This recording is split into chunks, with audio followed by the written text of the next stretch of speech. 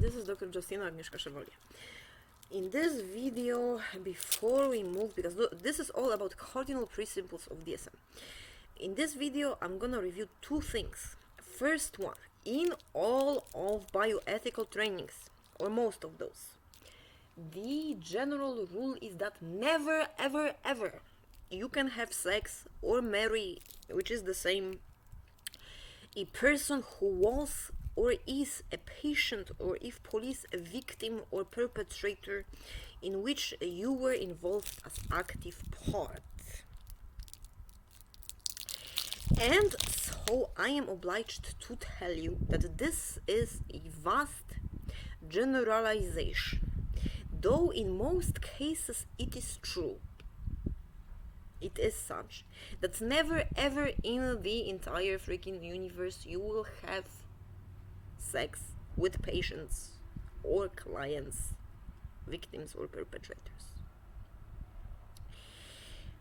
However, there are circumstances that non-pursuit now of a patient or a client, victim or a perpetrator as a spouse are making self and the other person confined to work, while conning spouse or and all of other persons excluded from work. And the same is for work partners. What does this mean? It means that if a person, for example, perpetually breaks windows to go to jail to sing to you, "My dear correctional facility maiden, I do want to wish and all of the time you to know that I love you and I want you to marry me," while you take that person for a petty criminal, and even though you love that person, you do not pursue that person, you are cause of social disruption and cause that person actually commits crimes. And if you love that person, you need to learn that you are the cause of that person's appearing in the jail facility, for instance. And if you actually give that person a chance, approaching and saying, "Sir, please do not break windows, I am a single maiden and I would like you to ask me out instead, without the uniform, place a normal freaking clothes, I am sorry for the freaking, and allow that person to take you out to the movies or to the dinner, without being a role of usually mama-like or a maiden-like, a person that provides assistance or that is admired otherwise, similar to Life is Beautiful, that person who was getting married and the person who went to the theater and all out of his way to pursue that woman.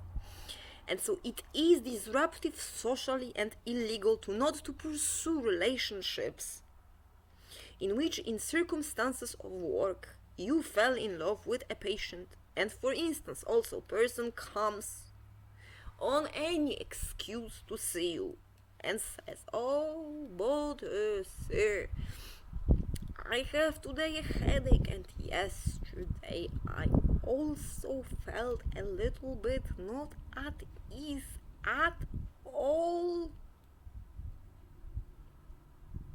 about, for example, I don't know, sniffles or etc. etc." If you actually most of the time during the day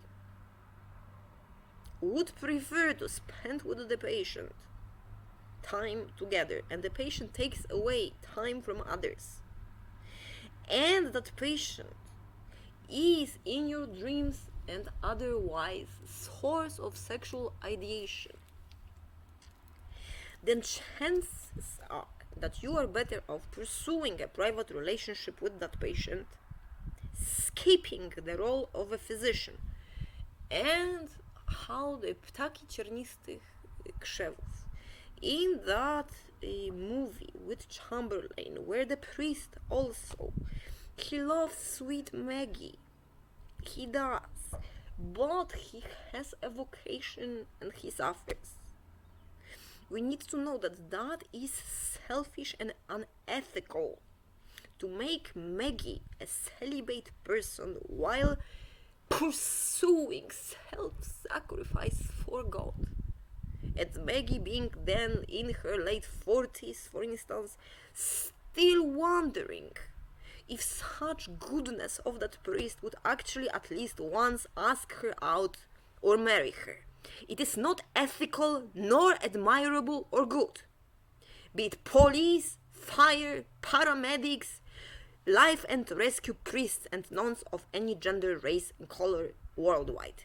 To change into professional relationships and pose marriages to others based on appearances while pursue hidden relationships or relationships in mind only, enduring or giving compassionate love or asexual love to persons who can be pursued without sex as connections and have freedom to have their own sexual relationships.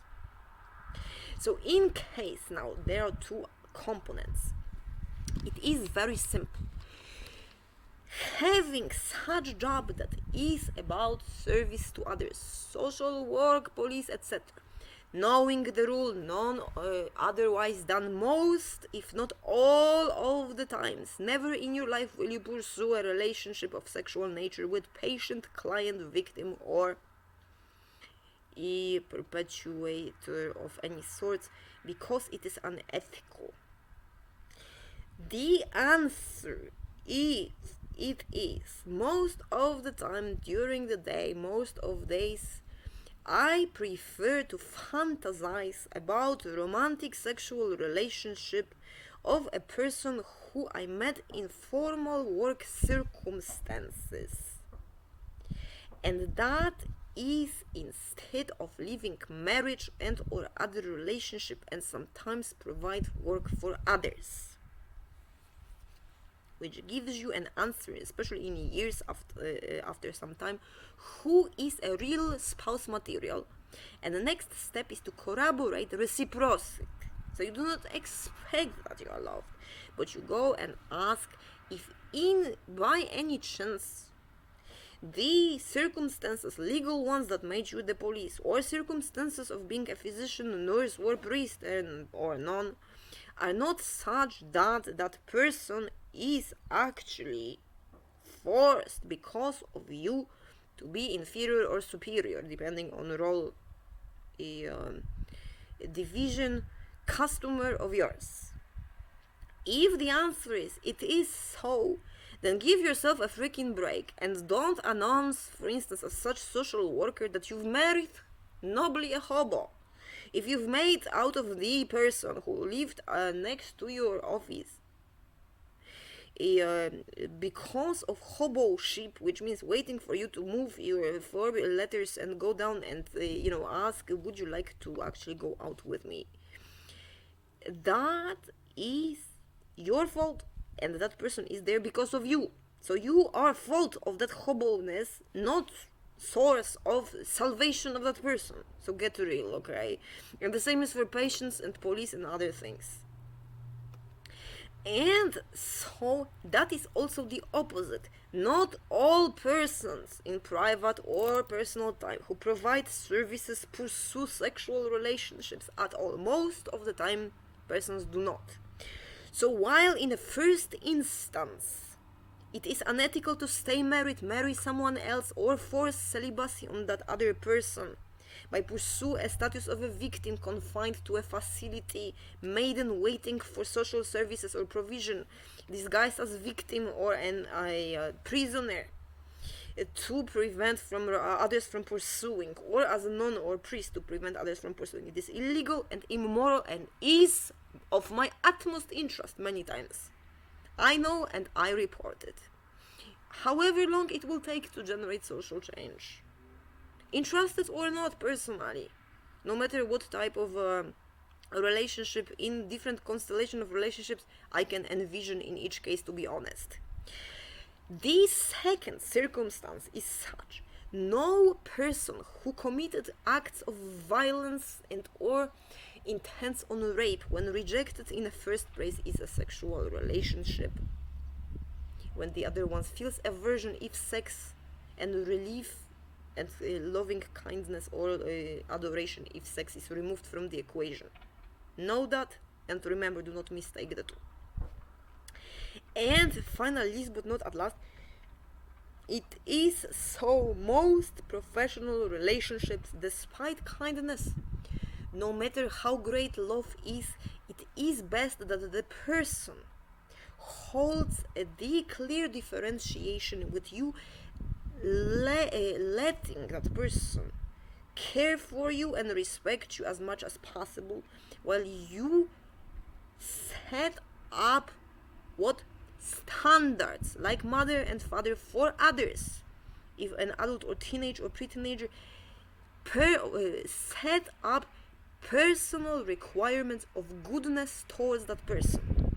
If you are the best person in the world, well, may the next one be the best, being better than you.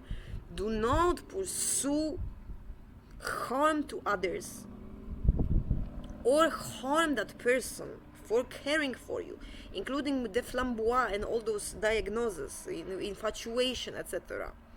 Because that person cares for you above, for example, possible dating scene right now. No, be as good as you are and set up standards as an example.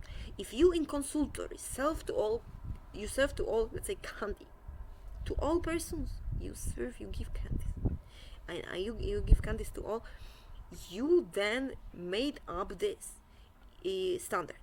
If that person that arrived loves you because of that candy, romantically so, because no one else, or coffee or whatever that is, because no one else has done that for that person, it is possible, then the person who will be more has to not provide one candy, but provide a whole bunch of candies, and want to engage in sharing of those candies as a spouse candidate without expecting such as a chance to spend time together.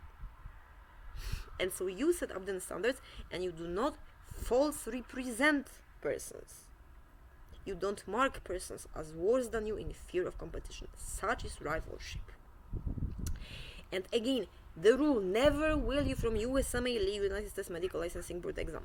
Question: you will never pursue a personal relationship with a patient if that patient gets, for instance, falls constantly, that is beyond the person's help, and ends up non-stop in your consultory, and you are, for instance, single, and you non-stop have to save that person. That means that that person actually,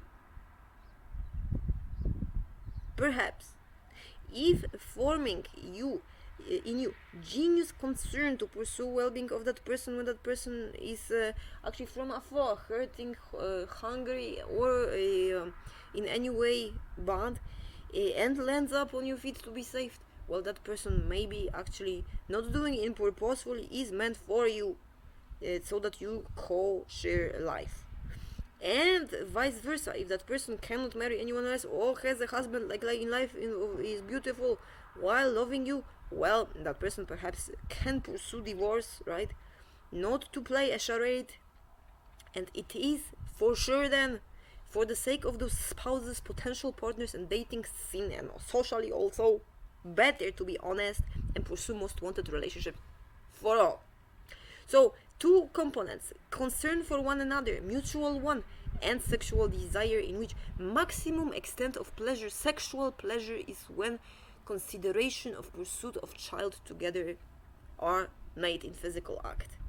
If you feel like now that you actually lost discrimination as to who you'd pursue sex in fear of being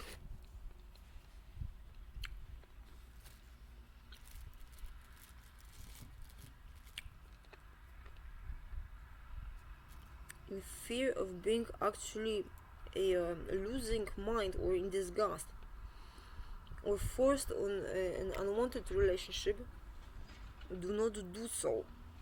Not do so, because you will not withstand such relationships many women prior to obtention to careers do so, it is not good because marked possessive love that takes two, you will start fighting the rest, or somebody else will, and it is dangerous. It includes all of professionals. If you feel that you are reaching such level, stop practicing and consider doing a chart in which you mark your ideal spouse candidates, handle that to the supervisor, and then resume.